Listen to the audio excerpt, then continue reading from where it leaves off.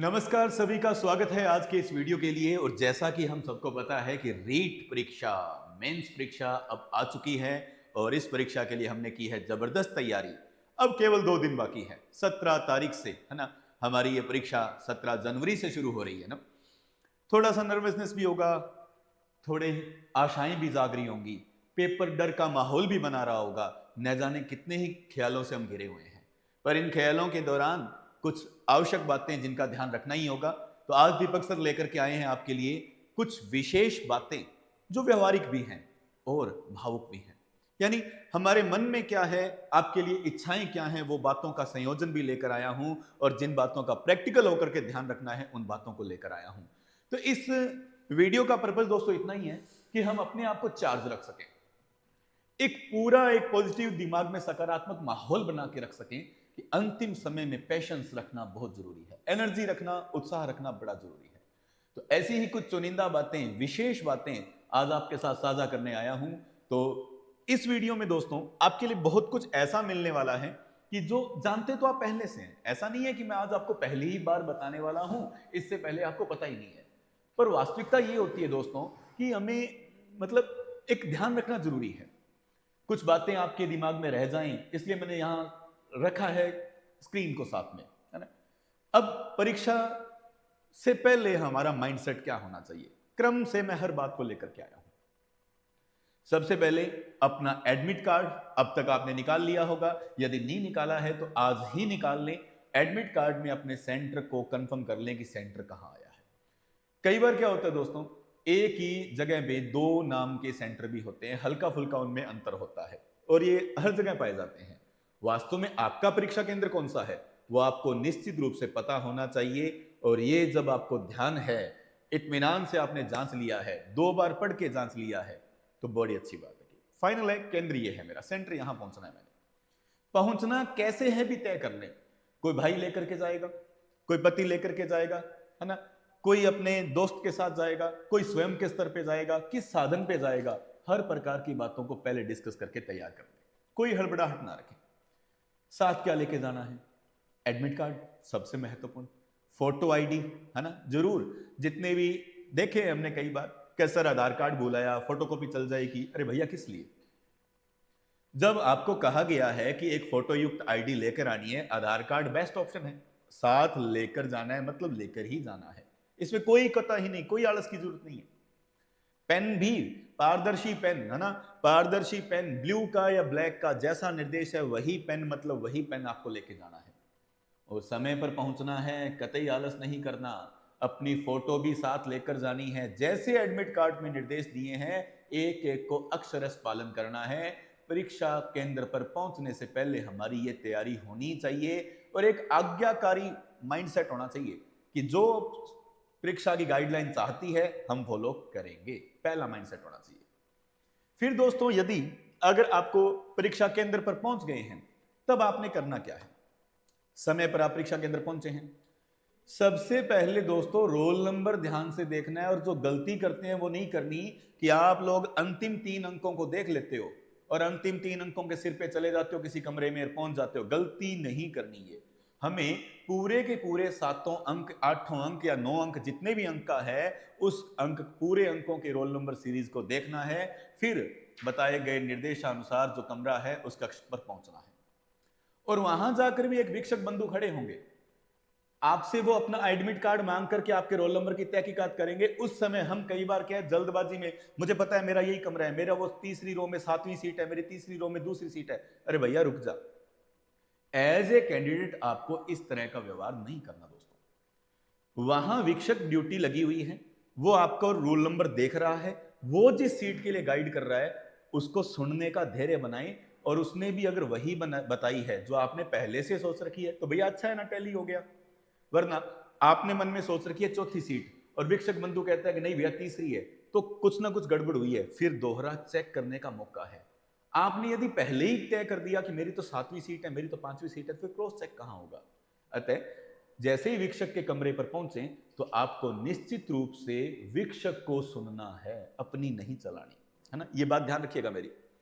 और अगर by chance वो वीक्षक आपका जानकार निकला, तो भैया पूरी परिवार की सारी हिस्ट्री निकाल करके राम रोमी करने ना बैठ जाइयो। सीधी सी बात है, जनरल सी एक नमस्ते, ओके दैट्स ऑल। क्योंकि आपने यदि उनके साथ हंस करके बढ़िया से हालचाल पूछ लिया और घर पे कैसे हैं वगैरह वगैरह, तो आप पूरे पेपर के दौरान उनसे रत्ती भर भी हेल्प नहीं लेंगे, पर आपकी छवि ये बन जाएगी बाकी विद्यार्थियों के लिए कि ये सर का जानकार है। बचना दोस्तों इस बात से, यदि वीक्षक बंधु आपके जानकार निकले तो उनसे एक पर्याप्त दूरी उस समय बनाए रखना। आपके व्यवहार में वो सौम्यता होनी चाहिए कि जैसे कि आप इनसे कोई एडवांटेज लेने की मकसद ही नहीं रखते हैं। ये बात मेरी व्यवहारिक है, किसी किसी को सूट करेगी किसी को नहीं, पर इस बात को फॉलो करिए, मैं ऐसा चाहता हूं। तो परीक्षा केंद्र पर पहुंचने के बाद आप रूम में एंटर कर चुके हैं। अब रूम में जब आप एंटर कर चुके हैं तो रूम के बैठने के बाद आपने करना क्या है भैया? सबसे पहली बात, ना तो कोई नर्वसनेस होनी चाहिए, ना ही कोई चिंता होनी चाहिए। ये तो वो शुभ घड़ी है जिसका इंतजार चल रहा था, है ना। हम इस शुभ घड़ी का दोस्तों इंतजार कर रहे थे कि कब ये दिन आए, कब ये दिन आए। तो कोई प्रेशर नहीं, दिलों की धड़कनों को एकदम शांत काम रखना है। और उस दौरान वीक्षक बंधु अपना काम कर रहे होंगे, आपको विभिन्न प्रकार की बातें बता रहे होंगे, शुरू से लेकर लास्ट तक की। वो बातें मैं आज शेयर कर रहा हूं आपसे, आपको उनकी भी सुननी है। जो वो बोले बस वो करना है, इस बात को ध्यान दें।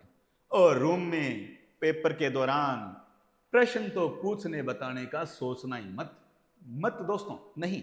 ना तो किसी से पूछने की उम्मीद रखनी है कि मैं इससे पूछ करके, ना किसी को बताने का आश्वासन देना है कि मैं तेरे को बता दूंगा, कुछ भी नहीं भैया, ऐसा नहीं। परीक्षा रूम में हमें जो कहा जाए, जैसा कहा जाए वो करना है।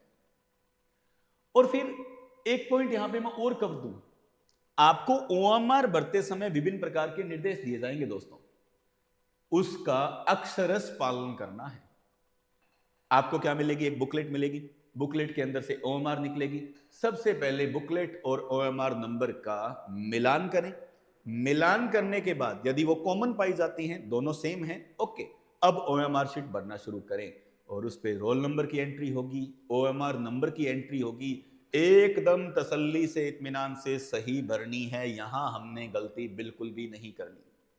चाहे आधा मिनट 1 मिनट फालतू लग जाए औरों से, परंतु ये हमें धैर्य से, इत्मीनान से, ढंग से भरने। सिग्नेचर, एक पॉइंट आता है दोस्तों, सिग्नेचर वही करना जहां आपने प्रवेश पत्र पे कर रखे हैं, चाहे कितनी बार कहीं भी सिग्नेचर करवाए जाएं, हूबहू वैसे ही करने हैं जैसे कि प्रवेश पत्र पे दिए हो। आपने रोल नंबर इत्मीनान से भर दिया है, सिग्नेचर वैसे ही कर दिए जैसे प्रवेश पत्र पे हैं। लास्ट जब पेपर होता है ना, पेपर उस समय ओएमआर को कट करके अलग करना होता है। उस समय घड़ी की टिक टिक टिक टिक टिक टिक करते हैं, अरे 1 मिनट रह गया, 2 मिनट रह गया। उस समय ओएमआर को जल्दबाजी करके कहीं फाड़ ना बैठे, धैर्य से उनको अलग से कर दिया गया। फिर उसके बाद में एक खास बात दोस्तों, ये ऐसा फटाफट में फटने का ओएमआर हमने क्यों देखा है? एक कारण बनता है कि विद्यार्थी ना पेपर सोल्व करता रहता है, tick mark tick mark tick mark करता रहता है, ओएमआर नहीं भरता। लास्ट के आधे घंटे के लिए ओएमआर को पड़ी रहने देता है, और फिर लास्ट के ओएमआर में भरते समय उसका पूरा एनर्जी, ध्यान, घबराहट सब ओएमआर भरने में लगी है। वीक्षक बंधु कह रहा है लास्ट के 10 मिनट रह गए हैं, लास्ट के 5 मिनट रह गए हैं, आप ओएमआर को अलग कर लीजिए। वो सुनता नहीं है। फिर टीचर महोदय खुद आकर पास में कहता है भैया ले अलग करने दे, लास्ट का 1 मिनट रह गया, 1 मिनट रह गया, और घबराहट में, फटाफट में गलती, ओएमआर फटने के चांस रहते हैं। तो मैं एक रिकमेंडेशन दूंगा, माननी है नहीं माननी है आपकी अपनी शैली है, मेरा सुझाव है ओएमआर हाथों हाथ भरनी चाहिए। फिर आप वीक्षक से व्यवहार कैसा करेंगे वहां पे, उसके लिए भी जरा मेरी कुछ बातें सुन लीजिए आज। हो सकता है कोई कोई वीक्षक क्या होता है, थोड़े से ऐसे मतलब बहिर्मुखी होते हैं, ज्यादा बोलने में विश्वास रखते हैं, नए जानकार जो अपरिचित कैंडिडेट है उसको भी बातचीत करने में विश्वास कर लेता है, पूछ लेता है कि आप कहां से हो, कहां से तैयारी की थी, वगैरह वगैरह। और अगर मैं भी वैसा ही हूं, जवाब दे दिया इजी वे में, सर मैं तो बस पढ़ा हूं, ये पढ़ा हूं, कुछ भी। लेकिन कुछ कुछ कैंडिडेट ऐसे होते हैं जो अंतर्मुखी होते हैं, उन्हें मतलब ऐसे पसंद नहीं आ रहा होता कि ये अपरिचित आदमी मुझसे क्यों बात कर रहा है। और उनमें ये भी खूबी होती है कि वो पलटकर उन टीचर सर को ये भी नहीं कह पाते कि भाई सर प्लीज मुझे बात नहीं करनी। वो अंदर ही अंदर कुड़ते हैं, और अंदर ही अंदर जब कुड़ते हैं ना, तो भैया दिक्कत होती है, हमारा पेपर खराब होता है। अतः यदि आपको वीक्षक का कोई भी व्यवहार पसंद नहीं आता है, इत्मीनान से उन्हें कह दीजिए सर प्लीज मेरा ध्यान पेपर में है, बस इतनी ही बात कह दीजिए। कुछ भी नहीं, है ना? क्योंकि हो सकता है टीचर महोदय आपस में दो जनों की ड्यूटी हो तो कभी किसी बात पे आपस में चर्चा भी कर लेते हैं। आप 3 घंटे आप तो पेपर करने में व्यस्त हैं और वो सर शायद 3 घंटे में कोई 2 मिनट बोल भी पड़ते हैं। अगर वो आपके पास खड़े बातचीत कर रहे हैं कोई दो लोग, तो आप उन्हें आराम से कहिए, सर प्लीज थोड़ा सा समय हमें कोऑपरेट कर दीजिए। इससे ज्यादा कुछ कहने की आवश्यकता नहीं। ना तो तैश में आना है, ना ही कुछ और, ना घबराहट में आना है। इजी वे में सौम्य तरीके से बातें करनी। फिर एक और बात बता दूं आपको मैं, कई बार क्या होता है, कुछ नियम निर्देश ऐसे आते हैं शिक्षकों के पास कि शिक्षकों को उनका पालन कराना पड़ता है।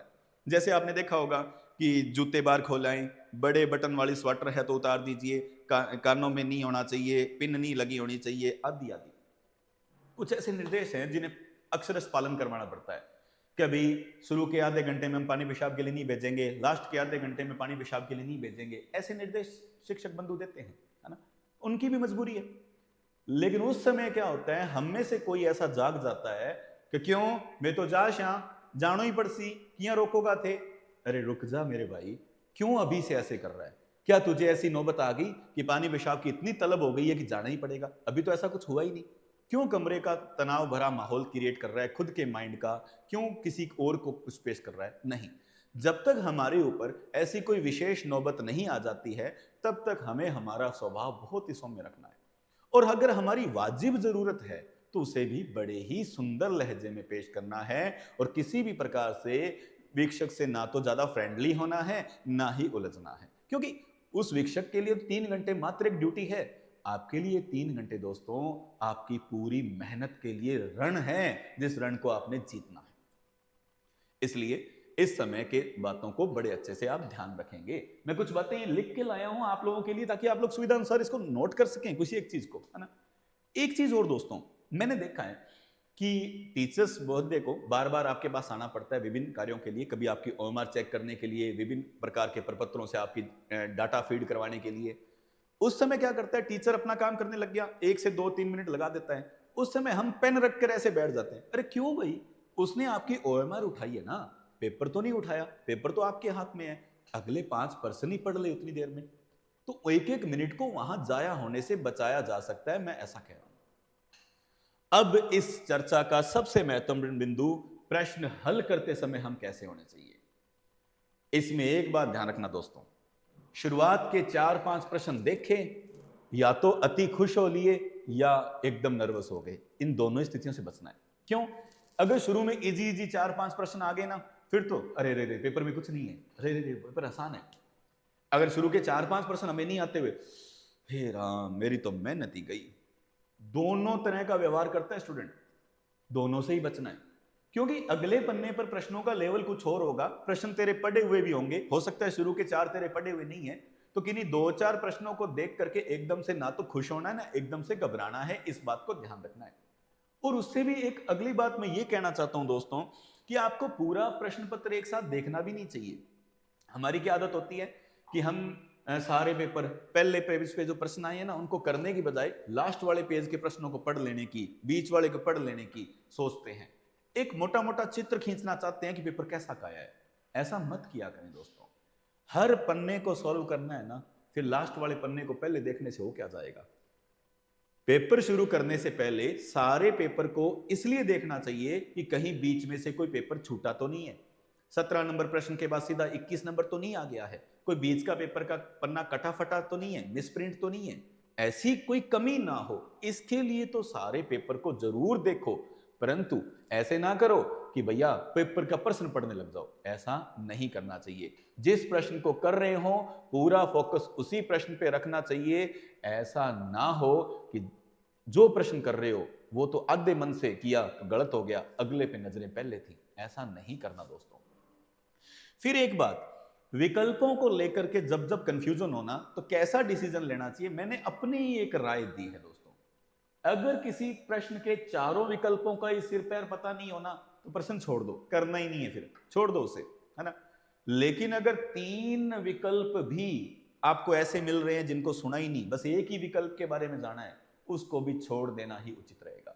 परंतु जब 2 विकल्पों में कंफ्यूजन होना तो ऐसे प्रश्न को तो निश्चित रूप से अटेम्प्ट करना है, उस समय आपकी पूरी पढ़ाई, पूरा एक्सपीरियंस काम आने वाला होगा और आपको जबरदस्त तरीके से उस प्रश्न को तो अटेम्प्ट करके ही आना है जब दो में कंफ्यूजन हो, है ना। उसका भी एक क्राइटेरिया है कि क्यों ऐसा करना है। यदि मैं ऐसा कहूं तो आगे देखिएगा, इस पे मैंने चर्चा कर ली कि मैंने आपको ये पेश किया कि ओएमआर भरते समय अक्सर देखा गया है कि लास्ट में करते हैं, परंतु ऐसा न करें। आपको ओएमआर हाथों हाथ भरनी चाहिए उन प्रश्नों की जिनकी आपको पता है कि यही उत्तर है, मतलब यही उत्तर है, वो हाथों हाथ भर दीजिए। जिनके दो में कंफ्यूजन है ना, उनको केवल छोड़ते चले जाएं। तीन में कंफ्यूजन है, देखो वो तो छोड़ ही दिया आपने। चार में कंफ्यूजन है, वो तो छोड़ ही दिया। परंतु दो में जो कंफ्यूजन है, उस प्रश्न को हाईलाइट करते हुए, पेपर में हाईलाइट करते हुए ओएमआर में उनको छोड़े, बाकी प्रश्न तुरंत भरते चले जाएं। ऐसा मेरा रहने वाला है। और कितने प्रश्न अटेम्प्ट करना चाहिए, अगर इसकी बात करनी हो तो ध्यान करना दोस्तों, यदि आपने फर्स्ट राउंड में वो प्रश्न किए हैं जिनके आपको 100% उत्तर आते थे, तो अगर वो पेपर 75% के आसपास हो गया है ना, तो भैया मानो कि अच्छे तरीके से पेपर हो गया है।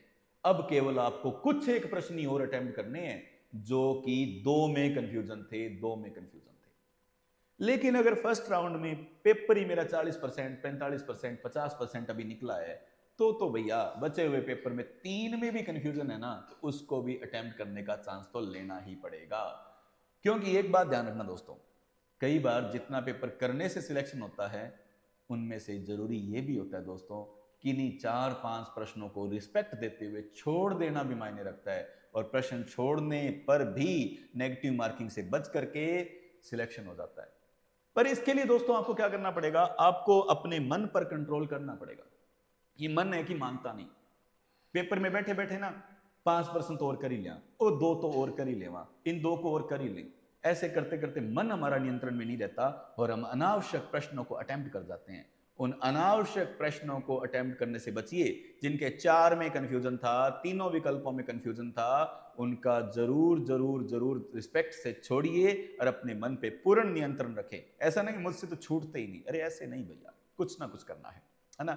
और बार बार अब वहां बैठे हैं, खुद को यकीन दिलाएं कि मेरी तैयारी की हुई है, मैं इस पेपर को फाइट कर रहा हूं और इसको पेपर पास करके दिखाऊंगा। इस पूरे चरम कॉन्फिडेंस के साथ ही आपको इस पेपर को अटेम्प्ट करना है और अपने आप को वहां नियंत्रित रखना है। और एक और दोस्तों हमारी दिक्कत होती है कि हम पहली बार में जो उत्तर सोच लेते हैं ना, फिर उस पर एक्स्ट्रा सोच सोच के दिमाग खराब करते हैं और उत्तर बार बार बदलते हैं।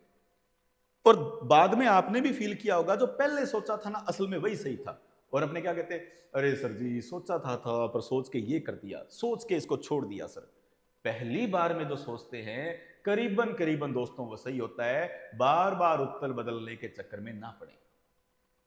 और माइंड टाइम मैनेजमेंट तो जरूरी है ना दोस्तों, है ना। समय का प्रबंधन तो बहुत जरूरी है।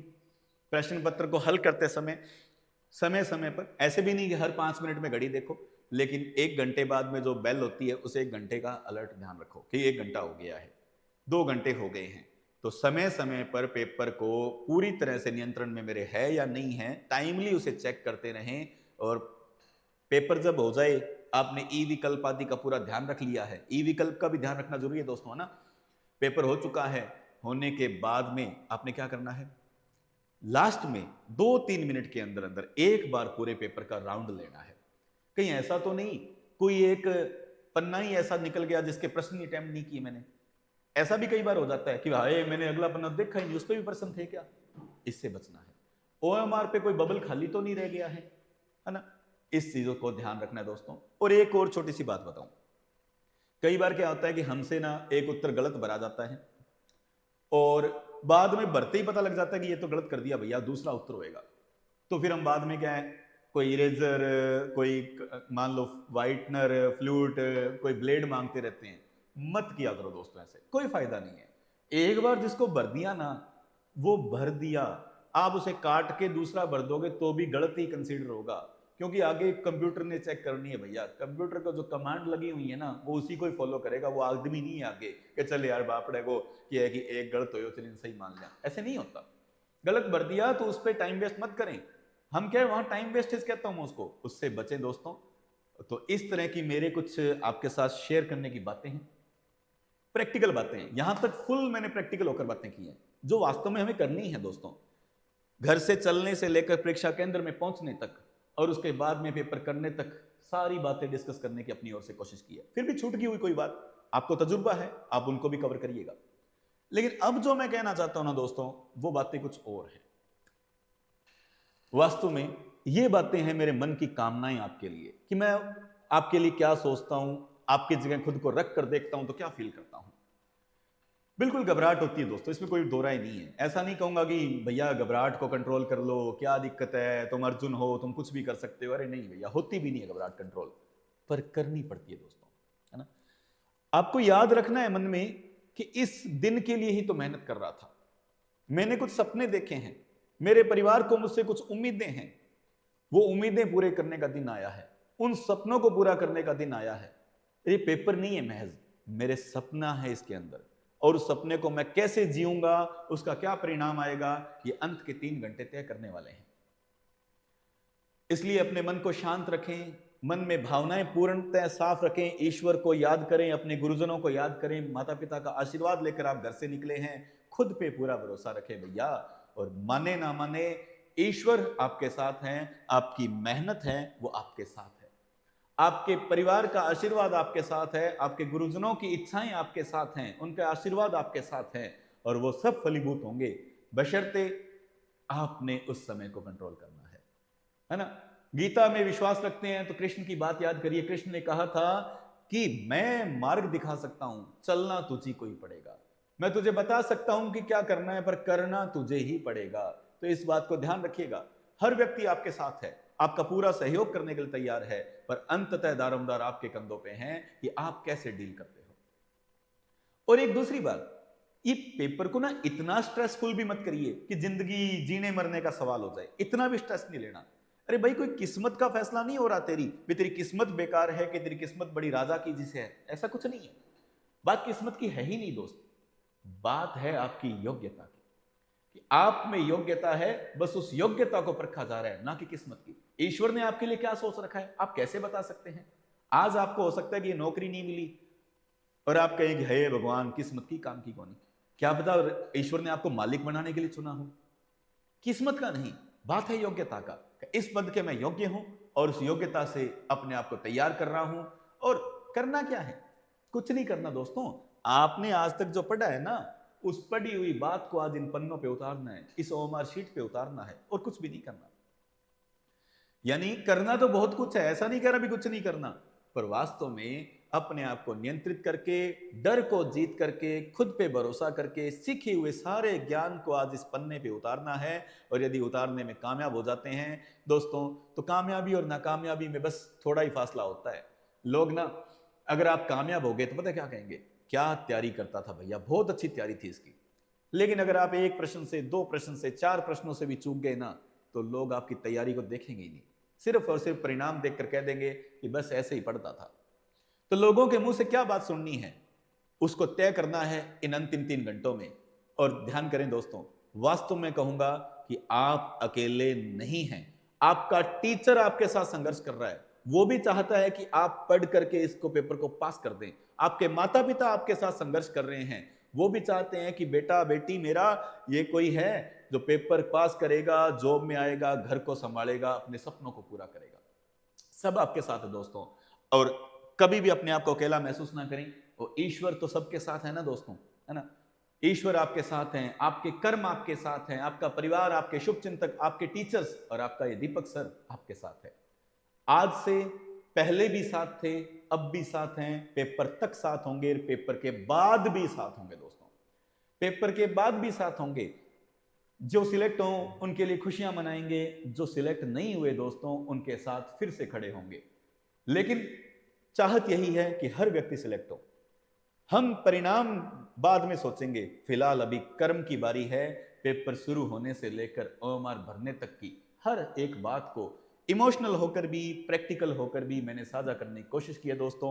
वीडियो को ज्यादा लंबा खींचने का मतलब नहीं है, बस बात इतनी है कि आप हैं, योग्य हैं, आप कर सकते हैं। आपने अपने आप को कहना है कि आई कैन डू, मैं कर सकता हूं। और आप वास्तव में दोस्तों कर दिखाएंगे। ये पेपर पास होगा, इत्मीनान रखिएगा। आपने तैयारी की है, तो तैयारी करना ही हमारे पास मार्ग था। यदि आपने उस मार्ग पर ईमानदारी से चले हो तो भैया मंजिल का मिलना भी तय है। यदि आपने अपनी तैयारी काल के साथ पूरा ईमानदारी से पेश आए हो, एक एक क्षण का सही सदुपयोग किया है, तो बस अंतिम समय तक अपनी भावनाओं और मन और दिमाग पे नियंत्रण करके शांत मन से पेपर देना है, आप जरूर सक्सेस होंगे। मेरा ये वीडियो आप लोगों की शुभकामनाओं से भरा हुआ, आपके लक्ष्य की सफलता की कामना करता हुआ ये बातें लेकर के आया था। यदि मेरी सारी नहीं, कोई एक बात भी अच्छी लगे तो उस पर गौर कर लेना दोस्तों, और ईश्वर आपको सफल करे, यही मेरी कामना है। मिलेंगे फिर, आज के लिए इतना ही। Thank you.